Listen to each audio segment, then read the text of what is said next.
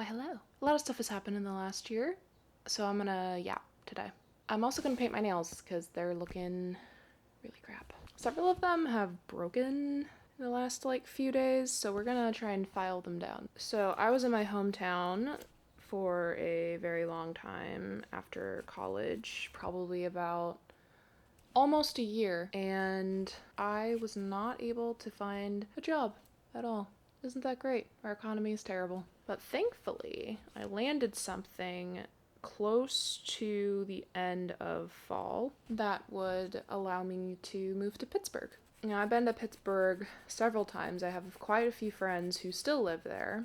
Thankfully, I was not moving in alone. I was moving in with my lovely friend Dawson from school. Dawson, what is that? It's holy. It's holy vodka orange juice. Oh my god, wait, Jesus made it. Jesus made it. He turned oranges into vodka. I cleaned my trackpad and that's what happened. And I can't. Crying. We basically had 2 weeks to find an apartment and move, which was very stressful. It can be done, but I wouldn't recommend doing it. We moved in, all is well, whatever. I had to start my job immediately. Let's just say that job was utter hell. I had a corporate job, essentially. The majority of the days, I would say, I didn't really do anything. I begged my coworkers to do something, and they're like, oh, well, it's the slow season, so we don't have anything to do. Okay, I would hate to see the fast season, because the slow season, I do 2 hours of work and then I'm done. So is the fast season 4 hours? I won't lie, I spent the majority of the time watching House MD after I was done with work. And, my boss was really mean. So I would come home, in shambles. And I was like, you know what? This is not the best route for me. With a month of planning, I quit and got a job as a barista. Very typical, I know. And that didn't end well either. Had another mean boss, but she was really good at hiding the fact that she was mean. But you know what? Free coffee for 5 months, so that was pretty cool. Meanwhile, I made maybe 2 friends there, and also hanging out with the ones that I made from college, which was very fun. So just hypothetically, Yeah. is it possible to get married via Zoom? Yo. Probably. If you get an Probably. ordained minister, a priest on the line. Yes, yeah. But what state would it be in? Would it be in Pennsylvania or would it be in California? I don't know. That would be the question. Maybe you need a marriage license for both? And we were only going to be there for a year. And he was only going to be there until the fall of next year. This year now. Because he was going to grad school. Now, I have a partner who I have moved in with in a completely new city. Wow, amazing, crazy, whole other state. Jesus. And that was a lot as well. I need to stop yapping and actually do my nails. I'm gonna do this cool green. Absolutely not sponsored, but that's what I'm using. So, and living with my partner, my boyfriend, is great. I love him very dearly. He is the best ever. But I don't really have much to do here since I have a basically part-time remote job that helps with paying the rent. So that's a good thing.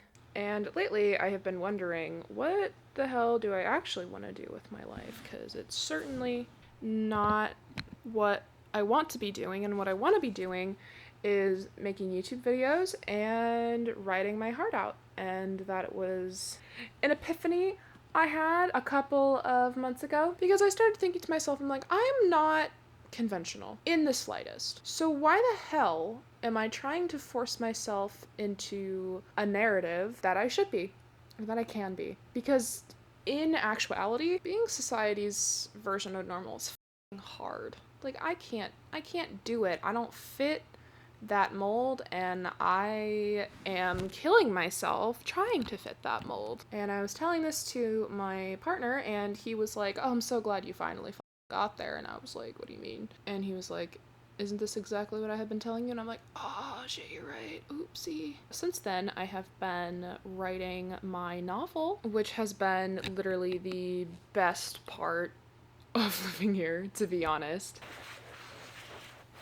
It's been so incredibly rewarding, and I actually feel like I have purpose again, and I have stopped trying to find jobs that I know are just gonna like really upset me, and I would rather die than go back to a service job. And service jobs are not necessarily terrible, don't get me wrong. I had to do it to survive, and I know that many other people have to do the same thing. I've had service jobs where my manager or just like coworkers were extremely rude and abusive, and I just didn't want to have to deal with that anymore. And I shouldn't have to. None of you should, because it's just not fair.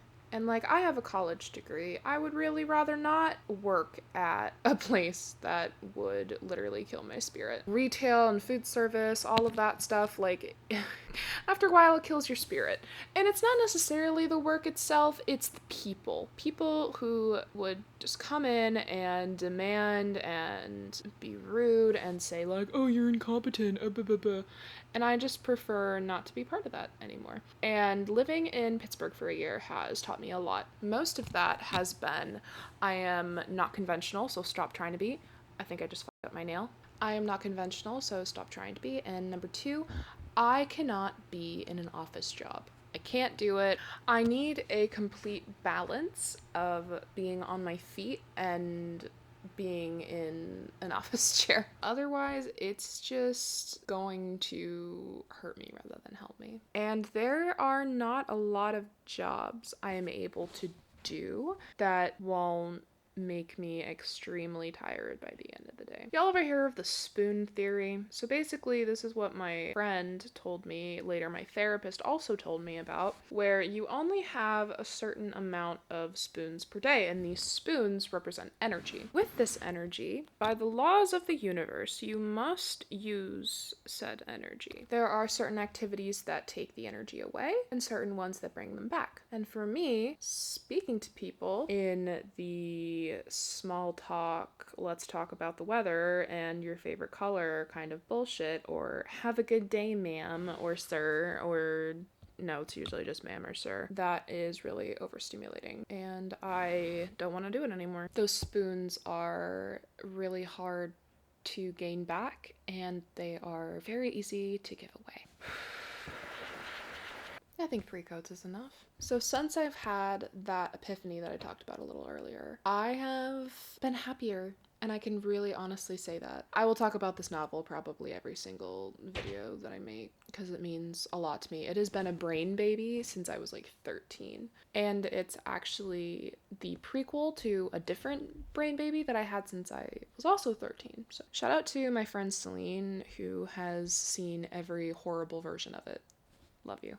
Still a bit wet, but that's okay. So, new beginnings all around. It's really nice, honestly. And I am in such a privileged position where I can be doing this at the moment and being able to write my little heart out, which is what I'm going to do after I'm done painting my nails. Well, after I let them dry, anyway. The last nail. Oh my god. Look how pretty they are.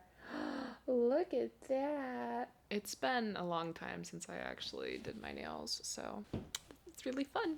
Thank you for letting me yap for 20 minutes.